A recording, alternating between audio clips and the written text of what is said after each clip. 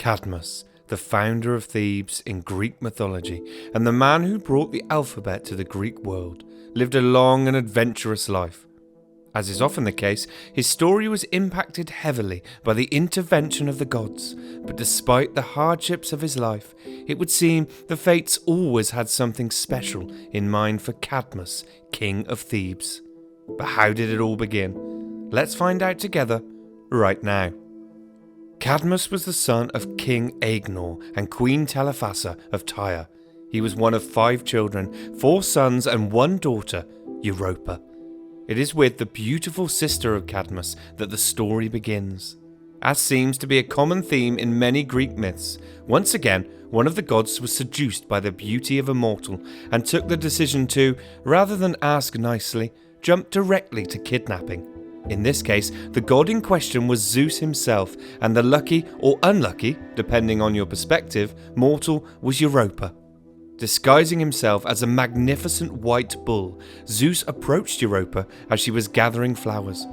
As she moved to stroke the bull, Zeus whipped her onto his back and ran off with his prize. He carried her to Crete, where she discovered the identity of her captor.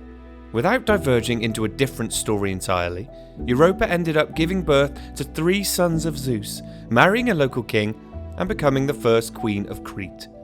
More importantly for our story today, however, was the consequence of her abduction for her brother Cadmus.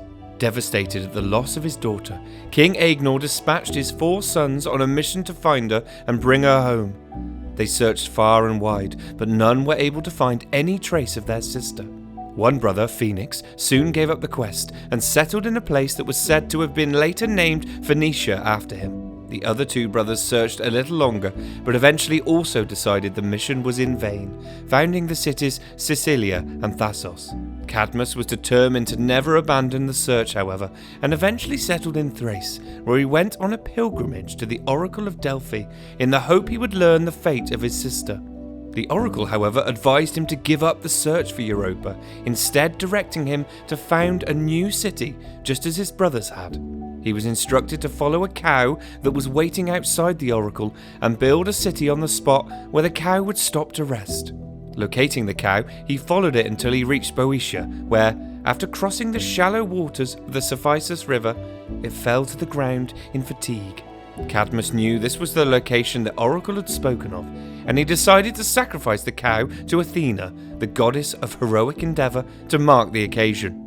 Dispatching his followers to look for the pure water required for the sacrifice, they came across a perfect spring. As they were filling their vessels with water, however, they were attacked by the guardian of the spring, a fierce, serpent-like dragon, and were all killed. When his followers did not return, Cadmus set off to discover their fate and came face to face with the mighty dragon. He attacked without hesitation and, following a ferocious battle, was able to slay the monster. Taking a moment to honour his fallen companions, he gathered the pure water and completed the sacrifice of the cow. As soon as the sacrifice was finished, Athena appeared before him and ordered Cadmus to remove half the teeth of the slain dragon and plant them in the ground at the spot of the new city. The moment he did, a host of fierce warriors appeared out of the ground and began a bloody battle amongst themselves. Watching in shock, Cadmus was soon left facing the final 5 survivors, who made peace amongst themselves and pledged their allegiance to Cadmus. He named them the Spartoi, or Sown Men, and with their help set about building the great city promised by the oracle. At first it was named Cadmea after himself, but soon it was renamed Thebes in honour of the Egyptian city founded by his father.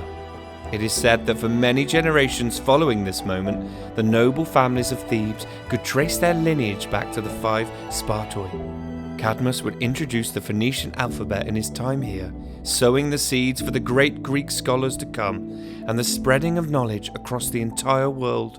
But things were not all so straightforward.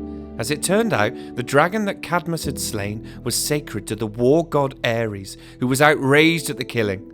He punished Cadmus with 8 years of servitude, after which he not only forgave him, but so impressed by his honour and his strength, gave Cadmus the hand of his daughter Harmonia in marriage. Despite the favour of all the gods and a marriage blessed by their attendants, The shadow of the dragon and his deeds still hung over Cadmus. His family had many troubles, and his new city suffered civil strife. Cadmus believed it was the curse of the dragon he had slain, and eventually took the decision to abdicate his throne and move far away with his wife, sacrificing his own power to protect the city he had built and loved so dearly. His troubled mind did not ease, however, and he began over time to imagine what it would be like to be a serpent himself, becoming obsessed with the dragon he had slain all those years ago.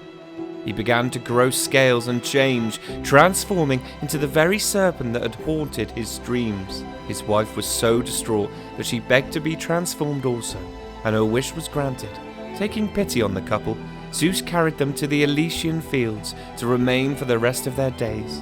A fascinating story with a rather strange ending. Cadmus is remembered now as the founder and first king of Thebes, as well as the man to bring the alphabet and writing to Greece. To this day, he remains known in parts of the world as carrier of the letter. But the myth also has a darker side that speaks of regret and obsession. The decision to kill the sacred dragon haunting him for the rest of his life, until he could cope no more, and in perhaps the ultimate revenge for the slain beast, Cadmus became himself the very thing he had destroyed. Hey guys, thanks for watching. If you enjoyed the video, don't forget to hit that subscribe button for more great stories. Cheers.